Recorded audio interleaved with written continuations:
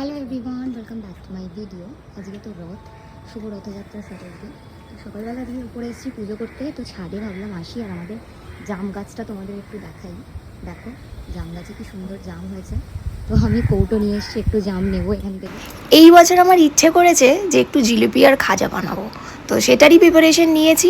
তবে জিলিপিগুলো না একটু ভেঙে গেছে, প্রথম দিকেরগুলো অতটা ভালো হয়নি, প্রথমবার বানাচ্ছি তো সেই কারণেই। আর খাজাগুলো কিন্তু বেশ ভালো হয়েছে। আমি পরে দুটোরই রেসিপি সেপারেটলি তোমাদের জন্য শেয়ার করব। তোমরা হয়তো অনেকে জানো, তবে যারা জানো না তাদের সুবিধা হবে আমারই মতো। তো তারপর এগুলো বানিয়ে নেওয়ার পর আমি এখন পুজো দিচ্ছি। আর বেশ ভালোই দেখতে লাগছে, প্লেটিংটাও ভালোই করেছিলাম। আর আমার ঠাকুরটা দেখো তোমরা, ওই আলমারি ম্যাগনেট কিনেছিলাম, রিসেন্টলি দীঘাতে গেছিলাম, ওইটাই পুজো করেছি।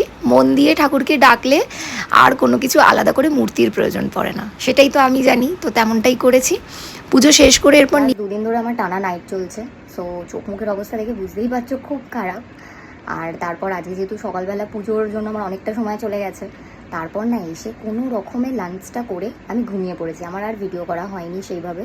তো এখন একটু কড়া করে চা বানিয়েছি, চাটা খাই, খেয়ে কিন্তু বেরোবো। তো ভিডিওটা তোমরা শেষ অবধি দেখো, আশা করি তোমাদের বেশ ভালো লাগবে। যারা এখনও আমাকে ফলো করনি, চটপট করে কিন্তু ফলো করে। আমি কিন্তু মেকআপ করিনি, একটু বলতে গিয়ে আমার 8:30 বেজে গেছে খালি চুল বাঁধতে, কারণ আমি এইটা বানিয়েছি।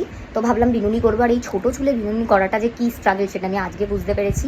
বাট ওই যে ইচ্ছে ছিল বলে করতে গিয়ে, তাই মুখে কোনো রকমে একটুখানি সিসি ক্রিম লাগিয়ে আর কম্প্যাক্ট লাগিয়ে বেরিয়ে পড়ছি। আমার লুকটা কেমন হয়েছে তোমরা কিন্তু ডেফিনেটলি জানিও। আর দেরি করা যাবে না, কারণ অলরেডি 8:35 বেজে গেছে।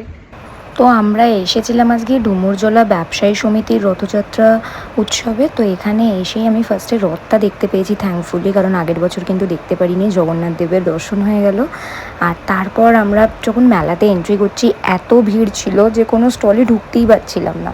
তো এই স্টলটায় আমি একটুখানি চেষ্টা করে ঢুকলাম, কারণ আমার খুব ভালো লাগছিলো। তারপর এই মাছের দোকানটায় এসেছিলাম, ভাবছিলাম কিনবো, তবে সেট আপ নেই বাড়িতে সেভাবে, তো কিনলাম না। আর এই 10 টাকার সেলে তো ঢুকতে পারিনি, চেষ্টা করেছিলাম, প্রচণ্ড ঠেলাঠেলি হচ্ছিলো, আমি পালিয়ে এসেছি। তারপর ভাবলাম একটু খেয়ে নিই, মানে এত ঠেলাঠেলি করে হাঁপিয়ে পড়েছি। তো ঘুগনিটা আমার বেশ খেতে ভালো লাগে, আর মেলার ঘুগনির তো একটা আলাদাই টেস্ট আছে। ঘুগনিটা ভালো বানিয়েছিল। দেন এসেছিলাম আমার পছন্দের স্টলে গাছের, তবে দামগুলো না বড্ড বেশি বলছিলো, তাই কিনিনি। তারপর এই বাচ্চাটা কি সুন্দর বেলুন সেল করছিল, আর দেখে বেশ ভালো লাগছিলো, তবে বেলুন কিনে দেওয়ার মতো আমার এখন কেউ নেই। আর এই ব্যাগের দোকানটায় 100 টাকা করে খুব সুন্দর সুন্দর ব্যাগ পাওয়া যাচ্ছিল, বাট আমার সেরকম একটা প্রয়োজন নেই বলে আমি নিইনি।